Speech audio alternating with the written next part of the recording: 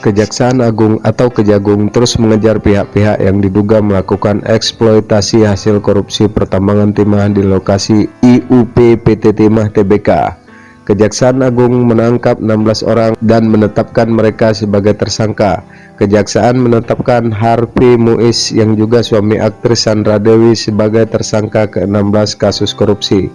Berdasarkan perhitungan Kejagung, kerugian negara dalam kasus korupsi pertambangan timah di lokasi IUP PT Timah Tbk merupakan rekor terbesar dalam penanganan kasus korupsi pertambangan timah di Indonesia.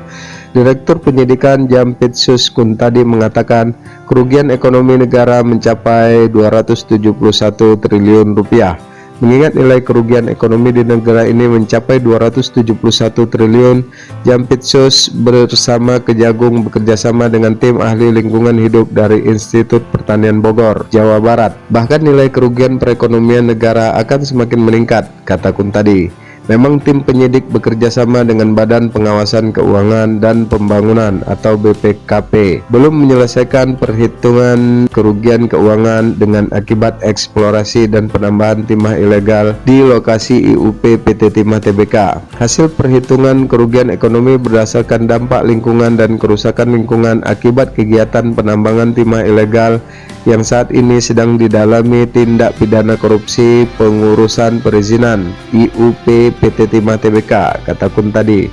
Uang ratusan miliar disita dalam rangkaian penggeledahan yang dilakukan tim penyidik di Bangka Belitung dan Jakarta sejak November 2023 pada Rabu 6 November 2023. 9 kantor pertambangan timah di Bangka Belitung digerebek, yakni PT SB, CV VIP, PT SIP, PT TIN, CVBS, dan CV Mal, serta di 3 rumah kontraktor timah berinisial A dan TW. Kepala Penkum Kejaksaan Agung Ketut Sumedana mengatakan, dalam penggeledahan itu Kejaksaan menyita 65 koin emas dengan berat total 1062 gram.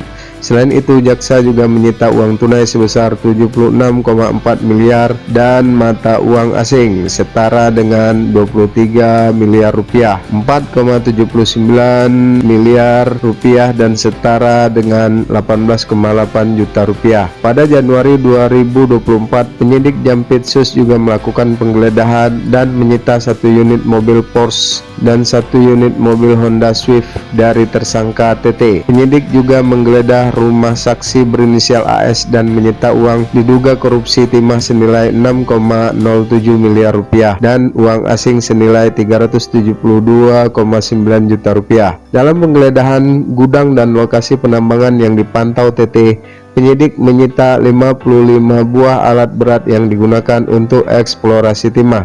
Jumlah tersebut meliputi 53 unit ekskavator dan 2 unit bulldozer. Pada 9 Maret 2024, seminggu sebelum Helena Lim ditetapkan sebagai tersangka, tim penyidik Jampitsus Kejagung melakukan penggeledahan di rumah dan kantor PT KSE dan PT SD.